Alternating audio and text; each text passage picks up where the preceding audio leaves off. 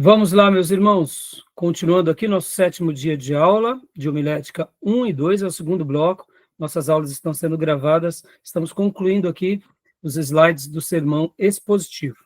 Então, acabamos de ver há pouco sobre o sermão baseado em verbos, que eu achei muito significativa essa lembrança, né? Inclusive o texto aqui não é João, é Josué 7:21, que é a história de Acã, quando ele pega a capa babilônica e utensílios de ouro que não poderia ter pego, tá bom? E agora o próximo modelo de sermão, eu sei que não é muito comum, mas é um outro que são sermões baseados em hinos. Então, leia para nós, irmã Elisângela, por gentileza.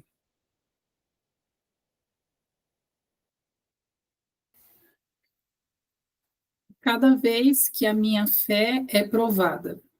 O benefício do sofrimento. 1. Ele nunca te deixa aonde te pega. Há um elevo em você porque sempre produz algo. 2. Ele é um processo de assemelhamento gradativo com Deus. 3. Ele abre novas possibilidades, liberando o poder criativo do Espírito. Deixa eu fazer um comentário aqui, meus irmãos. Tomem muito cuidado. Lembra da história do elefante, irmã Elisângela, que na última aula até a irmã trouxe aquela ilustração? Tomem muito cuidado, irmãos, para que vocês não peguem uma história e tentem, em cima daquela história, rechear com a Bíblia e assim pregar. Perceba, a gente está pegando uma história, um acontecimento, uma ilustração, e depois a gente está pegando a Bíblia, enchendo de Bíblia e pregando. Num primeiro momento, para o ouvinte leigo, ele até pode gostar, mas para uma mente crítica, eu diria que tal criatividade é um pouco perigosa. Por que perigosa? Porque se eu sou uma pessoa mal intencionada, ou quem sabe um pouco herético, eu vou pegar a visão, eu vou pegar a profecia, eu vou pegar a voz da minha consciência, que eu falo que é Deus, e vou colocar textos bíblicos e vou ensinar. Percebam o perigo que eu posso estar incorrendo. Lembram nas aulas de homilética que nós tínhamos as duas escolas, a escola de Alexandria e a escola de Antioquia? Sendo que na escola de Antioquia eles interpretavam a Bíblia de forma literal. Na escola de Alexandria, interpretavam por meio da alegorização. Num primeiro momento, eu até expliquei que tanto Jerônimo e principalmente Agostinho, que era da escola alexandrina, da escola da alegorização, eles usavam esse método, mas percebam, eles eram fiéis à Bíblia. A alegorização era só mais um apetrecho. Mas depois de Agostinho, depois, principalmente ali, do início da Idade Média, a Igreja Católica usa da alegorização para sustentar o quê? Seus dogmas e as suas heresias. E aí a Igreja se perde, como conhecemos. Então, aquilo que fazemos, num primeiro momento, pode até não ser errado, mas se torna um pouco perigoso. Por exemplo, aqui eu não vou dizer que seja errado utilizar de um hino para poder trazer uma mensagem, um estudo.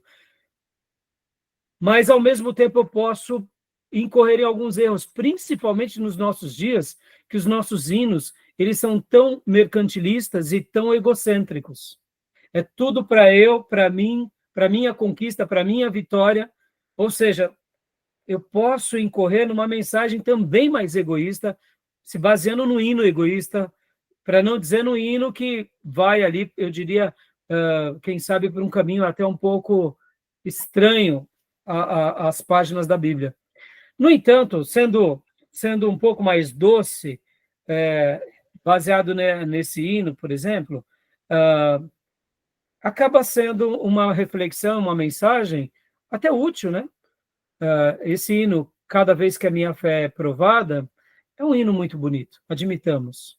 Então, dá para a gente basear uma mensagem com hino? Dá. Vamos melhorar aqui. Vamos pegar os hinos da harpa cristã e do cantor cristão. Aí pronto.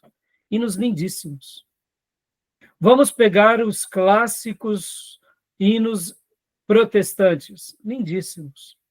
Dá para a gente fazer apontamentos, ou quem sabe, divisões da nossa mensagem, ou quem sabe uma mensagem? Dá. No momento específico, dá para se utilizar. Ou seja, é um outro tipo de sermão. É ou não é? Pode ser útil, pode ser uma boa introdução de um sermão, pode ser uma boa conclusão. Spurgeon, ele costumava muito citar os hinos nas suas mensagens. Então, enquanto ele estava pregando, em algum momento, ele recitava alguma estrofe de algum hino clássico. Ou seja, dá para se fazer isso, isso é muito bom. Quando o irmão ou a irmã ainda tem, eu diria, o dom de poder cantar, ele ainda pode pegar o seu violão, o seu teclado e ainda finalizar com o hino. Se eu não me engano, foi o Tomé, né, Tomé, que concluiu uma mensagem com hino, não foi, esses dias atrás? Com hino, foi uma das mensagens, eu cantei aquele... Acho que é Como é Precioso, né, irmão? Eu acho que foi... eu lembro que foi você. Eu achei lindo, porque, perceba, o Tomé também gosta dessa área do louvor. E o pastor, muitas vezes, ele pode fazer isso. Mesmo que ele não tenha a aptidão, ou o pregador, ele pode chamar o ministério de louvor. Ele já pode, por exemplo, dar aquele hino, falar, irmãos, eu gostaria que no final da mensagem cantassem esse hino. Ou seja, é um desfecho também muito bom, tá bom? Então fica aqui esse outro modelo. Tudo bem até aí? Prestar atenção sobre quando a gente pega uma história, um acontecimento, e faz desse acontecimento a base para a nossa mensagem. Não estou dizendo que você não possa fazer isso, irmãos, não é isso. Até porque, de repente, o acontecimento vai ser a base para você mostrar a profecia. Então, de repente, eu não estou dizendo que você não possa fazer isso, mas tome cuidado. Porque se nós não tomarmos cuidado, a gente pode pegar histórias, pode pegar cortes e pode pegar texto fora de contexto. Esse que é o perigo. Mas fazendo um exercício correto, eu não vejo problema algum, tá bom? Tudo bem? Então, vamos continuar aqui. E outros modelos, leia para nós, minha irmã. Irmã Elisângela, por gentileza. Outros modelos. Resumo de um livro. Crescimento Natural de Igreja. Christian Schwartz. 8 marcas de qualidade de uma igreja. 1. Liderança capacitadora. 2. Ministérios orientados pelos dons. 3. Espiritualidade contagiante. 4. Estruturas funcionais. 5. Culto inspirador. 6. Grupos familiares. 7. Evangelização orientada pelas necessidades. 8. Relacionamentos marcados pelo amor fraternal.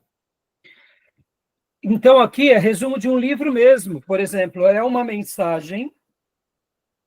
No caso, esse slide está se tratando desse livro, tá, irmãos? Esse livro.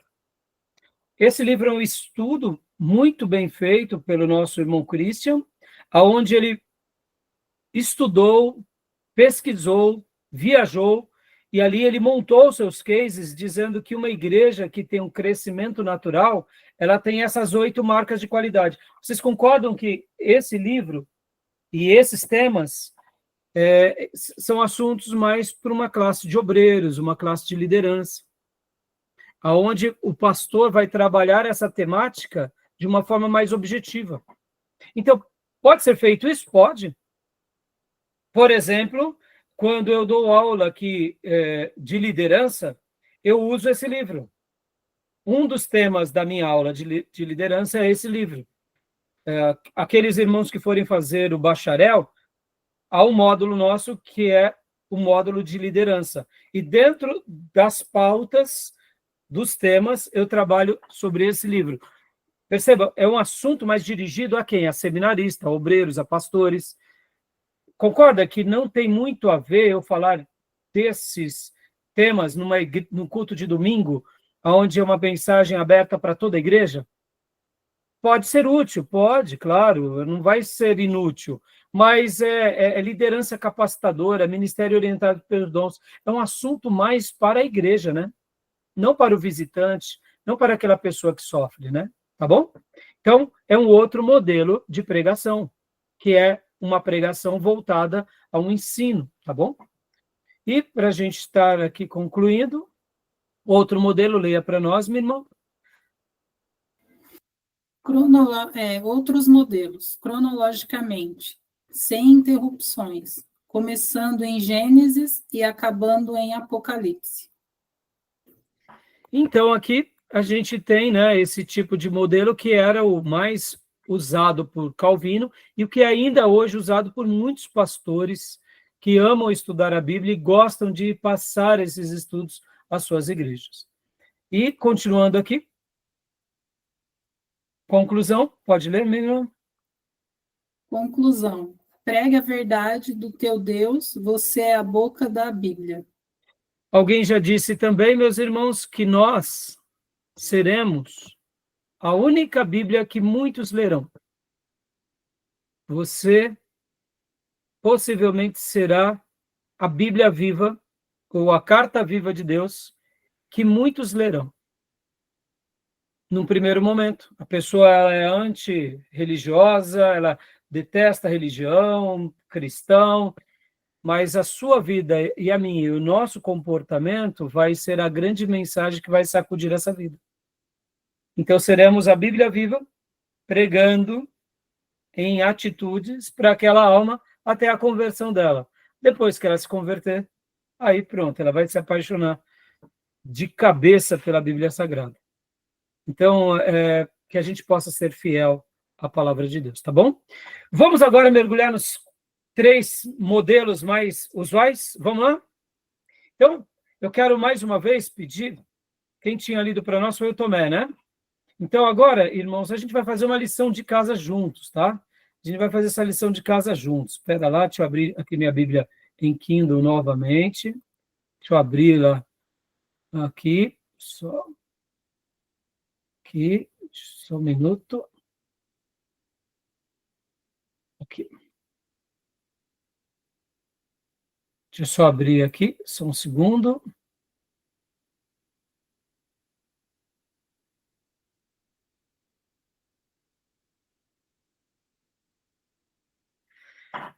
Vou pedir para o Júnior ler para nós, Júnior. Leia novamente, Júnior. Aqui o Salmo 56. Só que agora, Júnior, o que eu vou pedir para você, né? Você vai ler o Salmo 56. E nós vamos criar 3 sermões juntos, tá, meus irmãos? 3 sermões juntos. Deixa eu tentar diminuir aqui. Fica dentro... Isso aqui, joia. Aqui, ó, 56. Mas não deu. Não tem problema. Leia para nós, então, Júnior, Salmo 56. Tem misericórdia. Nós vamos agora criar... Só uma interrupção, Júnior. Nós vamos criar agora o quê?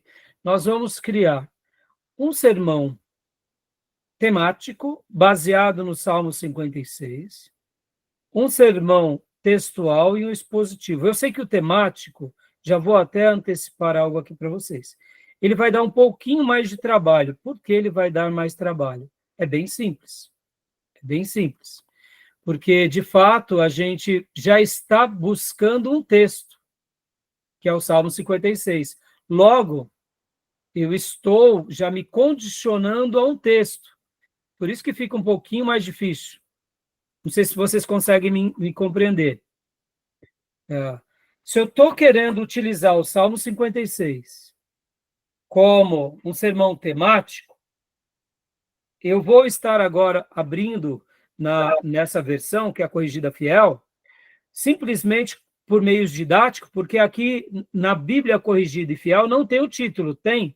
Não tem. Mas a gente vai pegar emprestado, logo na sequência, as outras versões que trazem título.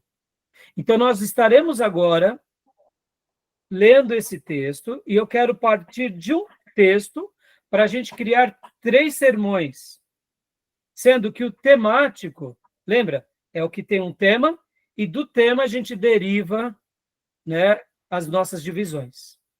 Vai ser um pouquinho mais complicado o temático, mas a gente vai chegar lá, tá bom? Então, leia para nós aqui, Tomé. Dá para ler? Ou melhor, é o Júnior, né? Ok.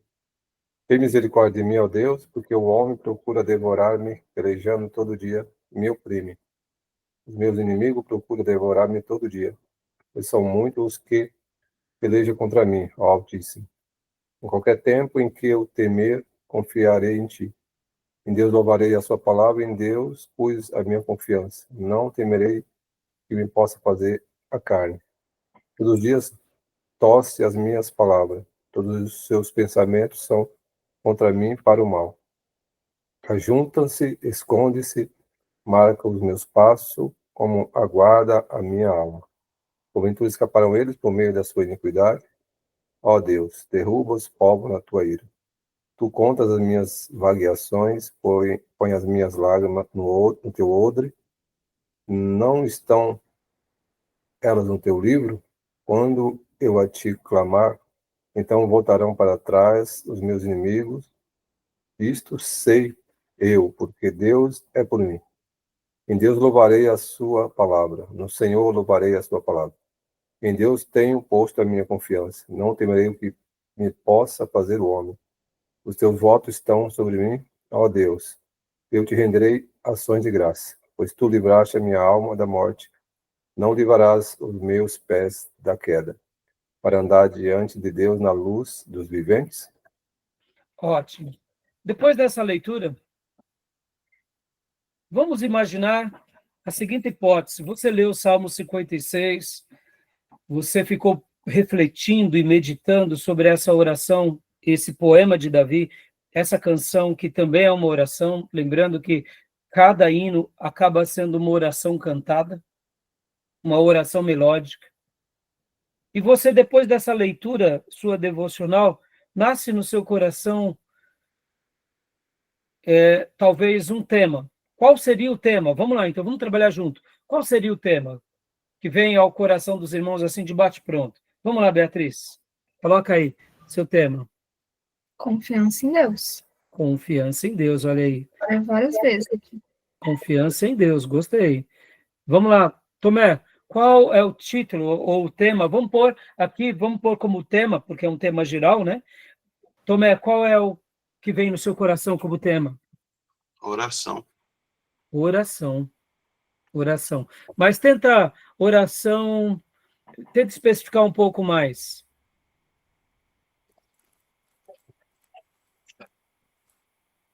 Oração. É oração de ações de graça aqui? É oração por... A oração por socorro, né? Ah, isso daí. Então, perceba, ó, eu fiz questão de provocar essa resposta no irmão, porque oração abre mais. Muitas são as orações. Pode ser oração de ações de graça, de intercessão, pode ser um clamor em prol de alguém, mas nesse caso, uma oração de desespero, uma oração de fato por socorro. Ó, já temos 2 temas, ó. Confiança em Deus e oração por socorro. Vamos lá, Elisângela. A misericórdia de Deus sobre a minha vida? Opa, claro. A misericórdia de Deus sobre a minha vida. Joia. Júnior. A perseguição e a confiança em Deus. Olha só, a perseguição e a confiança. O que mais? Como que é? Deus. A perseguição e a confiança Em Deus. em Deus. Joia. Irmão Diego e irmã Miriam.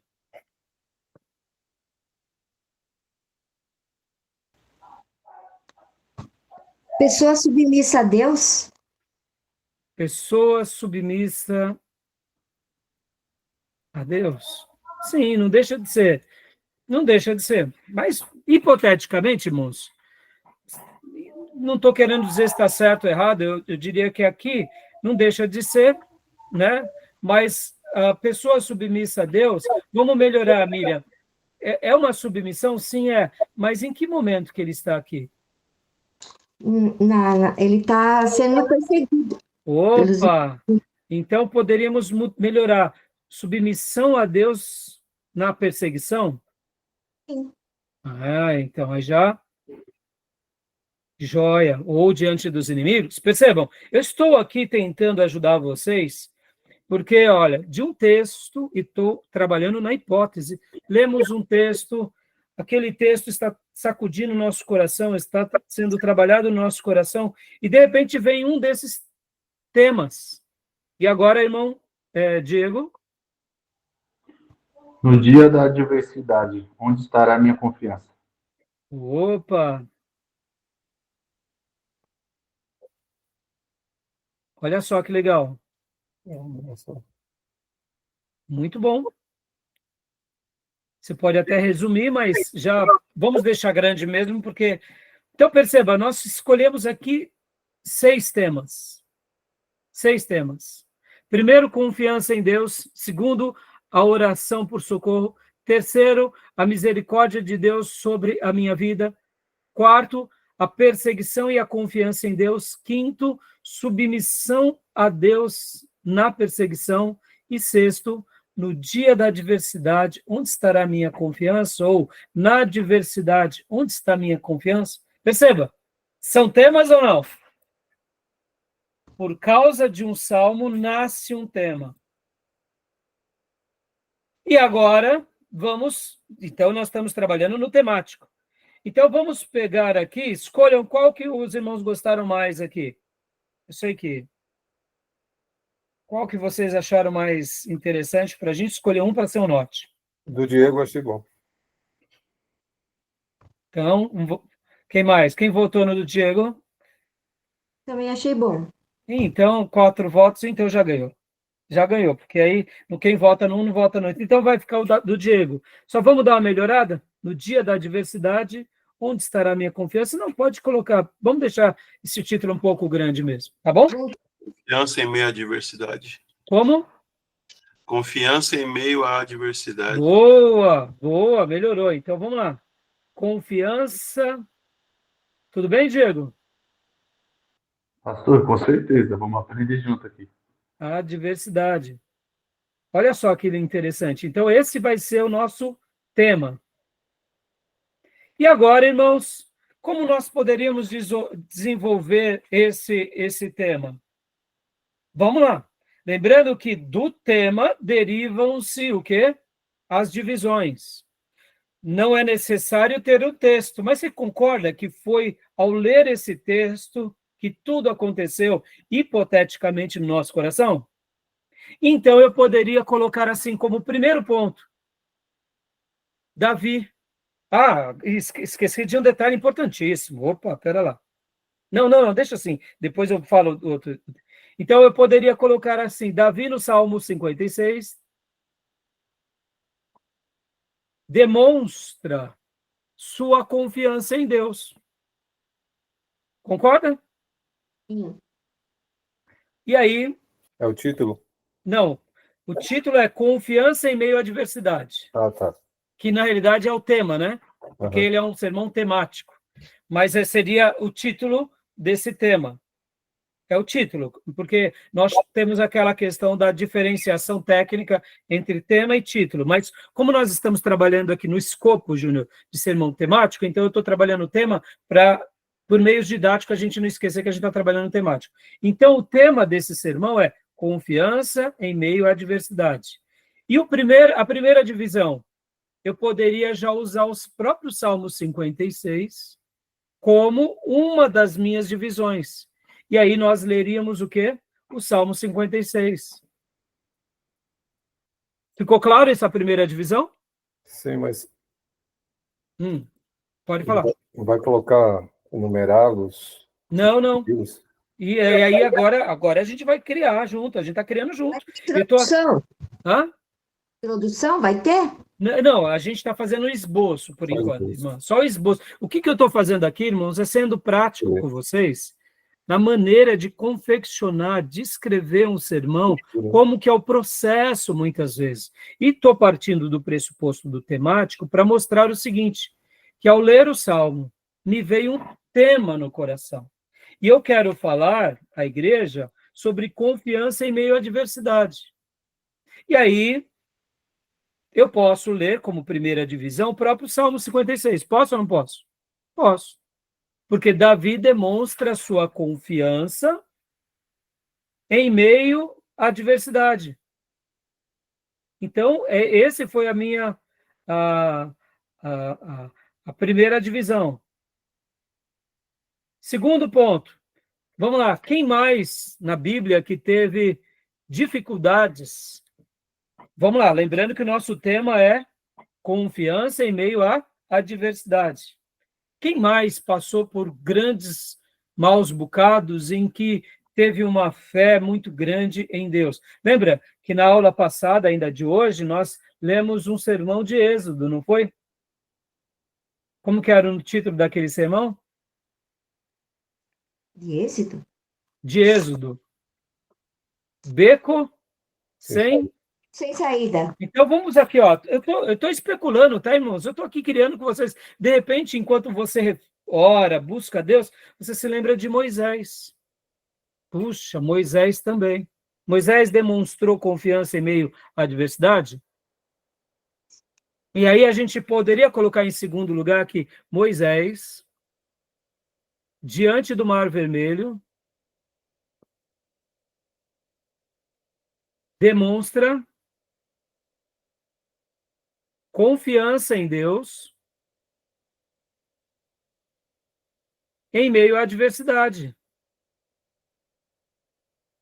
E aí a gente usa o texto... Hã?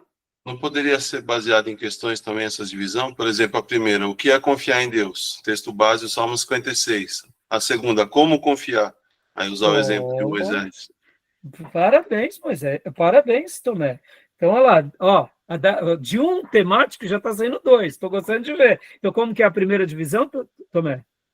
O que é? Confiar em Deus. Oh, fantástico. Salmo 56. Olha aí, ó. Vão anotando, irmãos. Vão anotando que isso daí já é esboço de mensagem de estudo dos irmãos. Segundo, qual que é? Como confiar em Deus? Como confiar em Deus. E aí, qual é o texto? Qual outro texto? A que o senhor citou aí de Moisés? De Êxodo, né? Tá. Êxodo, etc.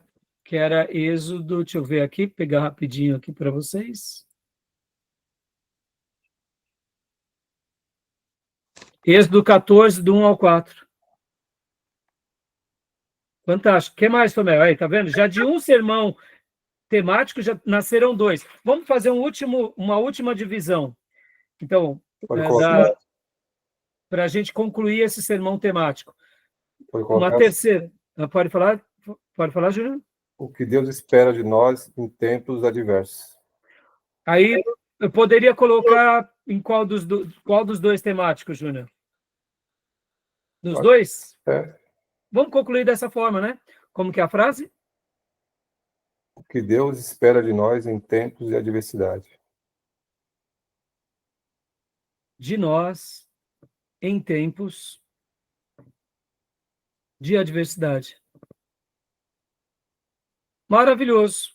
Então, vou estar repetindo a mesma para o outro esboço. Percebam, aqui nasceu duas mensagens temáticas, baseado em 3 pontos.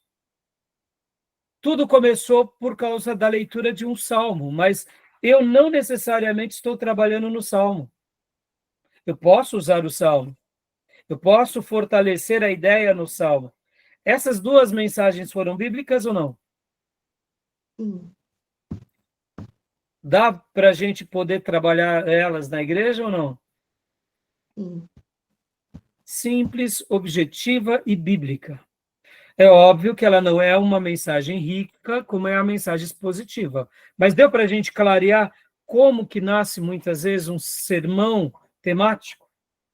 O tema veio da Bíblia, por causa da leitura de um salmo, por causa de uma ideia, por causa de um toque do Espírito no nosso coração, ou quem sabe por causa de um direcionamento enquanto orávamos, pela necessidade de alguém, ou pela necessidade da nossa igreja, ou pelo zelo com a igreja. Nasceu. E aí, em cima disso, você desenvolve. Tudo bem? Ficou claro? Vamos então agora... Bom, aqui eu dei um exemplo. Então, aí agora, depois dessa estrutura feita, aí a gente pode colocar uma conclusão, pode colocar uma ilustração, pode colocar a introdução. Mas o temático, a sua estrutura está montada. Deu para ver? Tem um tema, logo depois temos as 3 divisões, e depois uma conclusão, bem objetivo. Então, agora vamos para o sermão textual. Então, ficou claro como que tem vezes que a gente tenta reinventar a roda e tem vezes que as coisas são mais simples do que parece. Vamos agora para o sermão textual, e agora sim eu quero fazer uso de uma figura, porque percebam que na Bíblia aqui, nessa Bíblia que nós lemos, que é a Corrigida Fiel, a ACF de 2007, ela não tem notas nem introduções. Percebam que a Corrigida Fiel, ela é bem característica nisso. Olha só que legal, irmãos. Eles tentam pegar o texto sagrado e não querem nem colocar um título. Aí talvez você diga assim, mas pastor, por que os tradutores da Corrigida Fiel não colocam nenhum título? Não quer dizer que eles não coloquem em lugar nenhum, mas em muitos momentos eles não colocam título, porque eles não querem induzir a pessoa a fazer uma leitura do texto baseado no título deles. Mas estaria errado deles colocarem o título? Não. Não estaria. Meu título. Desde que na sua Bíblia você tenha clareza de que aquele título que os tradutores colocam, ele não é sagrado, mas lembra que na aula passada, na 6ª aula, eu mencionei bastante que nos Salmos, em alguns Salmos, está ali algumas indicações do autor, e Davi geralmente coloca, e eu mencionei para vocês que o Espírito Santo fez questão de deixar esses textos. Então, na minha opinião, aqui é a minha opinião, tá, irmãos? Eu não sou linguista, eu não sou tradutor, eu aprendo com todos os tradutores, mas aqui é a minha opinião pastoral, a minha opinião como teólogo. Eu acredito, se o Espírito Santo preservou esse título deve estar aqui. Por quê? Porque foi preservado esse título desde a confecção do manuscrito que se perpetuou através dos séculos. Então, eu, particularmente, o título em negrito, eu até acho que é bom estar, mas se não estiver, não tem problema. Mas o que foi deixado como título pelo autor, a isso eu faço questão. Porque se o Espírito Santo quis preservar, então eu acho que vale a pena a gente considerar. Essa é a minha recomendação, tá? Tudo bem? A gente vai aprender mais sobre isso em Introdução ao Antigo Testamento e no Novo, e depois em Teologia Sistemática. Mas vamos lá. Agora eu vou pegar... Fala, Miriam, você ia fazer uma pergunta, Miriam? É o terceiro ponto lá que eu não entendi. Ah, o terceiro ponto foi o que Deus espera de nós em tempos de adversidade. Ah, o que Deus espera, né? É. Obrigada. Então, ficou 2 sermões temáticos, chamado Confiança em Deus em meio à adversidade, sendo que no primeiro ficou Davi, no Salmo 56, demonstra sua confiança em meio à adversidade. Moisés, diante do Mar Vermelho, demonstra a sua confiança em Deus diante da necessidade. E terceiro, o que Deus espera de nós em tempos de adversidade. Esse foi o primeiro sermão. Segundo sermão temático, que também tem o mesmo tema, confiança em meio à adversidade. Primeiro, o que é confiar em Deus? Salmo 56 nos responde. Segundo, como confiar em Deus? Êxodo 14, do 1 ao 4, Moisés, diante do Mar Vermelho, nos dá a resposta. E terceiro, o que Deus espera de nós em tempo de adversidade. O que faltou nesse terceiro ponto foi alguns versículos, né? A gente poderia colocar que versículos para dar essa resposta agora no terceiro ponto? Só para a gente concluir. Salmo. 40? Que salmo? 40? Então, o que diz o Salmo 40? Salmo 40 todinho? Não, espera no Senhor, confia nele. Joia, Salmo 40, ótimo. Muito bem. Então, Salmo 40, mas poderíamos colocar outras biografias, outros exemplos, Paulo, Pedro, Jesus. Poderíamos, né? Percebam, irmãos, olha, que gostoso, não? Não é gostoso ouvir uma mensagem dessa? Lembra que eu falei, irmãos, não subestime, é temático, mas lembram que quando eu falei que geralmente no sermão temático se criam muitos estudos e se faz muita teologia sistemática? Então eu não preciso dizer que esse tipo de sermão, ele também pode ser um sermão poderosíssimo, tá bom? Fechou? Agora vamos para o segundo exemplo? Estão gostando, irmãos, desses exemplos? Tá vendo? Eu poderia aqui deixar vocês fazerem, mas vamos fazer juntos? Para a gente render a aula, porque eu quero trabalhar mais nos próximos módulos sobre teologia da homilética, tá bom? Então, agora o segundo sermão, que agora a gente vai trabalhar no segundo sermão, que é o sermão textual. Aqui complica mais, né? Então, só que agora eu vou fazer uso daquilo que eu tinha dito há pouco, já que na versão que a gente acaba de ler, que é a Corrigida Fiel, não traz título, eu vou abrir aqui, vou compartilhar com vocês alguns materiais que eu separei para vocês, que está aqui, que eu inclusive peguei da Bíblia My Bible. My Bible. Espera aí, deixa eu ver aqui. Onde está? Aqui. Aqui. Olha só, eu já separei, focando principalmente os títulos, tá? Ó, aqui, irmãos, na My Bible, sempre que você abre a versão bíblica, por exemplo, essa daqui é a atualizada revista interlinear, tá? Mas, na realidade, essa daqui, essa versão, deixa eu pegar aqui para vocês, revista e atualizada interlinear. Tá vendo aqui, ó, Arai, tá? Então, é a revista interlinear, mas é a revista e atualizada, a grosso modo. Olha como que traz a revista e atualizada. Ela traz um título, que inclusive aqui está em vermelho. Esse vermelho, guardem isso, tá, meus irmãos? Não está nos textos em originais, tá bom? Isso daqui é um título do tradutor, tá? Olha aqui está escrito. Davi roga a Deus que o livre de seus inimigos e confia em que lhe conceda. Eu concedo o quê? Que o livre, né? Agora, olha só que interessante. No original, tá assim, ó. Olha aqui, tá vendo que temos aqui duas chaves?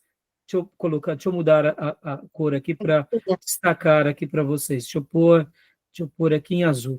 Olha aqui, ó. Tá vendo aqui que tem chaves? Essas chaves? Ao mestre de canto, tá vendo? Então, no original tem esse cabeçalho, ó, que na revista atualizada, eles colocaram logo no versículo 1, eles não vêm com o texto bíblico, mas eles vêm com o cabeçalho.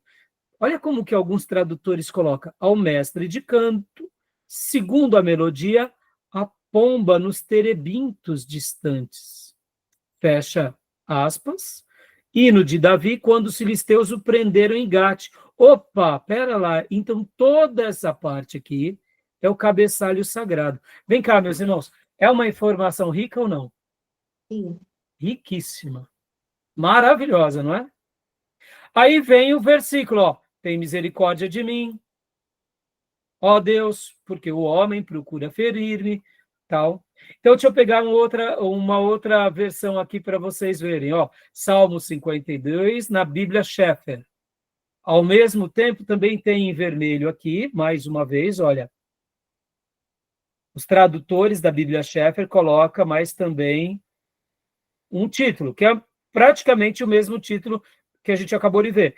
E aqui também vem algo parecido o que a interlinear mostrou. Só que está escrito assim, ó, ao mestre de canto, sobre Ionat Helen Recoquim, um Mirtã de Davi, ao ser capturado pelos filisteus em Gate.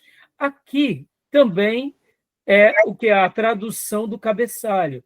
Pastor, aqui já teve mais informações e teve, inclusive, uma transliteração do original, porque no que nós tínhamos visto há pouco, traduz da seguinte forma, olha só, a pomba nos terebentos distante, mas agora já traz como Ionate, Helen, Recoquim.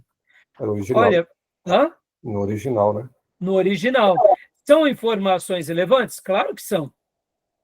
Então, percebam que no sermão temático isso tudo passou despercebido. Mas agora, no textual, opa, pode ser usado? Pode. E com certeza será utilizado no expositivo. Mas vamos lá, vamos continuar a lição de casa, que eu separei aqui pelo menos 5, 6 versões para vocês. Pode falar, Júlio. Interessante que, quando não tem um título, a gente fica no escuro e a gente faz a interpretação do que está a letra do texto. Então, aí pode ter várias propensões de interpretações. Alguns podem pensar, Davi está sendo perseguido, ameaçado, mas Davi não está preso. Aqui já diz no título que estava preso. Então, capturado pelos filisteus. Isso. Ó, e aí que entra a questão, Júnior. Se houve a preservação desse cabeçalho aqui, indiferente se está no original ou não, algumas palavras, e a gente vai chegar lá. Mas se o Espírito Santo fez questão que quando Davi... Ah, e detalhe, hein? Esse salmo tem o autor. O Espírito Santo quis deixar o autor. Tem salmo que nós não sabemos quem é o autor. Deduzimos quem possa ser. E tem salmos que a gente não sabe nem quem escreveu, onde escreveu, por que escreveu. Ou seja, o Espírito Santo só quis deixar aquele poema. Ponto. Meus irmãos, guardem isso. Deixa a Bíblia falar. Se a Bíblia falou, ótimo. Se ela não falou, aceita. Tá bom? Agora, se ela está dando uma indicação, né, Júnior, como você disse, aí por isso que alguns autores, aliás, tradutores, vão colocar a sua impressão. Pastor, mas aqui é um acréscimo de homens. Irmãos, vamos lá. Camarada estudou, que nem um condenado as línguas originais. Será que a impressão dele não pode ser colocada aqui, em destaque, sabendo que isso daqui não é o texto sagrado, mas sim é a opinião de um tradutor? Nenhum problema, meus irmãos. Eu não vejo que isso daqui é uma heresia, tá entendendo? Eu não vejo que é uma heresia. Até mesmo, para mim, particularmente como estudioso, eu agradeço a Deus por esses tradutores. Porque, como você disse, Júnior, facilita a minha leitura. Principal... Hoje eu sou um teólogo, depois de 30 e quase 5 anos fazendo teologia, estudando teologia, mas eu não era novo convertido.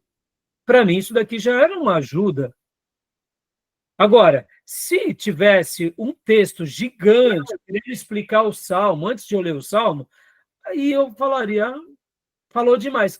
Porque, e se aquele texto estivesse me condicionando a uma heresia? Estão entendendo, meus irmãos? Mas, assim, um simples cabeçalho, para me dar um direcionamento, eu vejo como algo benéfico, tá bom? É a minha observação. Mas os tradutores da Corrigida e Fiel preferem nem colocá-lo. Aliás, eles não quiseram nem colocar o título aqui. Tudo bem. Meus irmãos, eu vou questionar eles dizendo que eles estão errados, não fala nada. Eu não sou um tradutor, meus irmãos. Isso daqui é discussão para o Ribeiro, é discussão para o Russell Shedd, é discussão para o Saião, tá entendendo? Não é discussão para mim, tá, meus irmãos? Aqui eu aprendo com eles, tá? A minha função aqui é ensinar vocês a fazer uma lição de casa para a gente pregar, tá bom? Então, voltando. Olha só, eu peguei outra versão aqui. Olha só. Aqui, eu já vou ler para vocês. Aqui, ó, Bíblia de Jerusalém. Isso é a Bíblia católica, tá? Olha só como está a Bíblia católica. Olha que interessante, irmãos. Salmo, vocês sabem que tem um dos salmos que eles dividem, né? Então, a Bíblia católica, a quantidade de salmos tem um salmo a mais, tá, meus irmãos? Então, esqueçam isso, mas vamos pegar o salmo literalmente. É porque em um salmo eles dividem em dois, tá? Então, é por isso que tem essa mudança. Coisa que os católicos quiseram fazer, mas não vamos entrar no mérito agora, não. Deixa isso para a introdução ao Novo Testamento. Agora, vamos trabalhar como se fosse o mesmo Salmo 56, ó. Olha só, o título que eles colocaram é o fiel não sucumbirá. Olha que lindo, né? O fiel não sucumbirá. Ou seja, aquele que é fiel em Deus não vai cair. Deus vai reerguer. E aí vem aqui o cabeçalho, ó, do mestre de canto sobre a opressão dos príncipes longínquos. Ponto. De Davi, a meia voz, quando os filisteus o prenderam em Gate. Opa, pastor, aqui já deu uma... aqui não é a pomba nos carvalhos distantes. Eles traduziram, os linguistas católicos, como a opressão dos príncipes longínquos. E na Bíblia, My Bible, tem um quezinho que quando você clica, você cai aqui, ó. Olha só que legal. Você cai nessa explicação.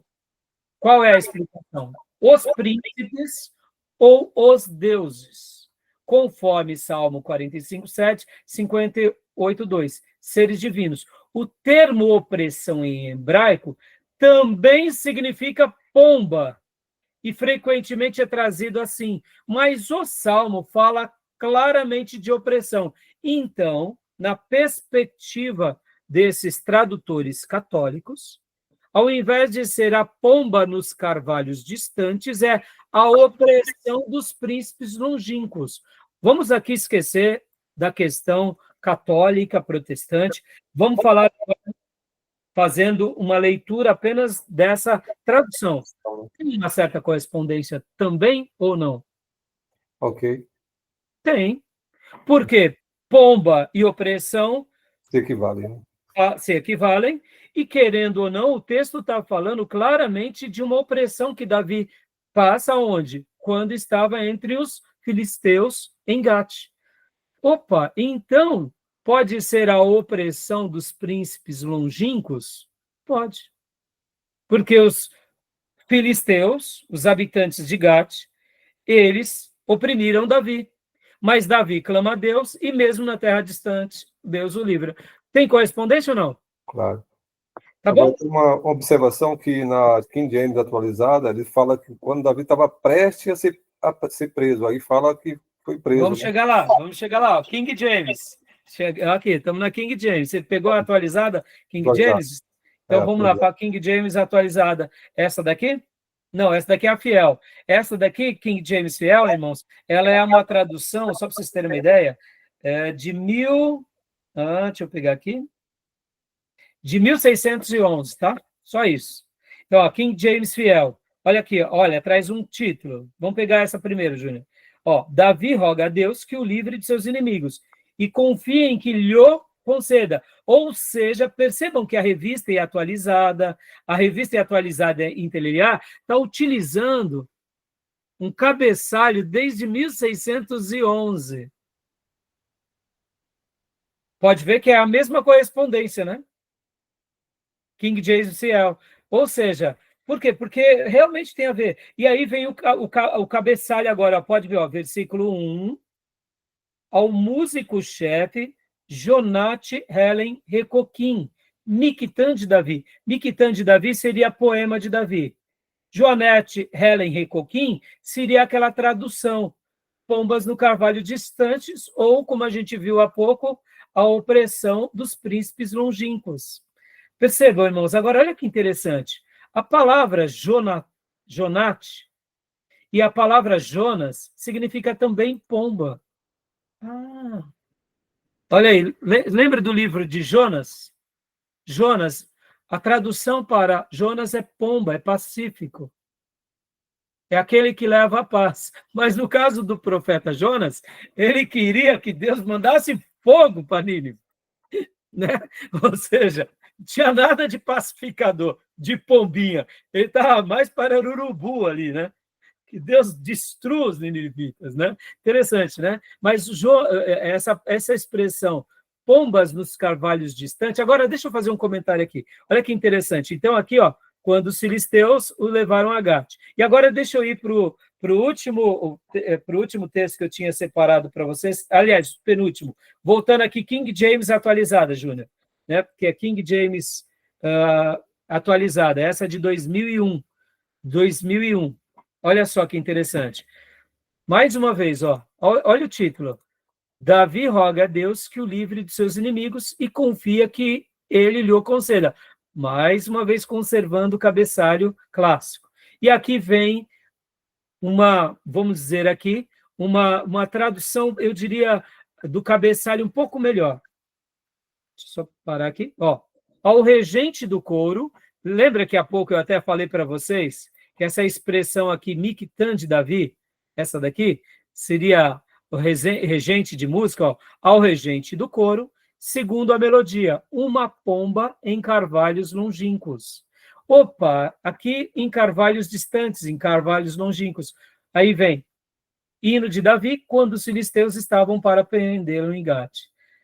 Olha só, meus irmãos, eu fiz essa lição de casa para mostrar que muitas vezes um cabeçalho já prepara o nosso coração mais ainda para o texto, para a gente desenvolver uma mensagem. Lembra que a gente está aqui trabalhando na mensagem textual. A gente só está trabalhando no texto, no cabeçalho, e aí eu não estou indo nem para o contexto ainda, tá? Tudo bem? E só para a gente concluir, olha só, vamos agora pegar na NVI. Temos essa versão de 2023. Olha só como traz a NVI. Para o mestre de música, de acordo com a melodia, uma pomba em carvalhos distante. Miktan. Aí vem uma explicação, né? Mostrando que seria um poema, como a gente viu há pouco, para aquele que, como se diz, deixa eu até abrir aqui. Não vou compartilhar agora, porque não separei para vocês, mas deixa eu só pegar aqui. Onde está? Aqui. Salmo 56, isso. Opa. Deixa eu até pegar aqui o que seria esse 106. Quando você clica nesse 106, está assim, título provavelmente uma indicação musical ou literária, tá bom? É o que significa o Miktan, como a gente viu há pouco, né? Quando fala que é o regente de música, né? Ao regente do coro. Então, é o que se deduz dos tradutores. Por que eu estou falando isso, irmãos? Olha só que interessante, ó. Aqui na NVI, prestem bastante atenção, eles pegam o cabeçalho, como eu mencionei para vocês, nessa versão do ano de 2023, eles pegam e colocam em negrito o título que está lá no texto em original, mas eles não colocam nenhum cabeçalho, tá vendo?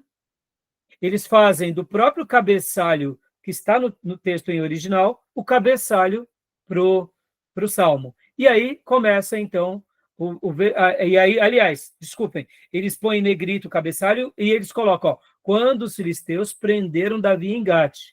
E aí começa, na realidade,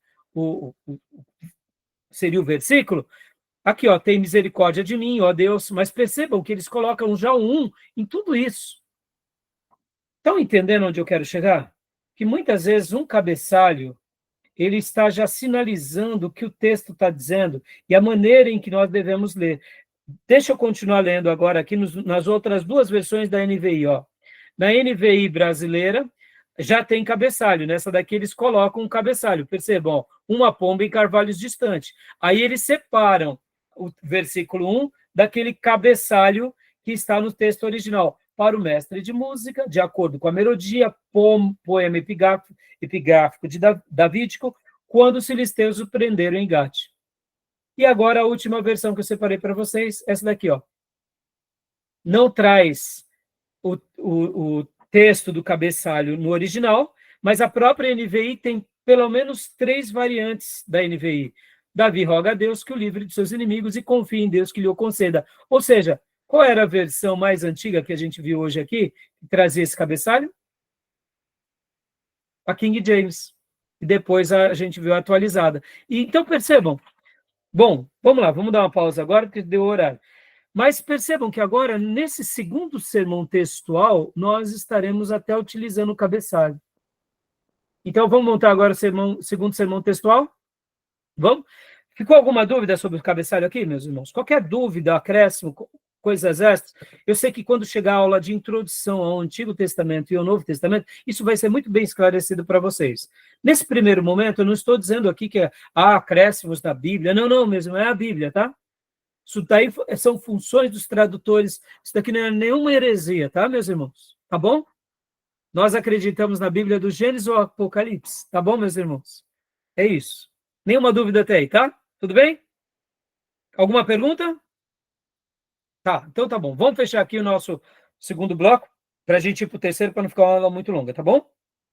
Vou fechar aqui.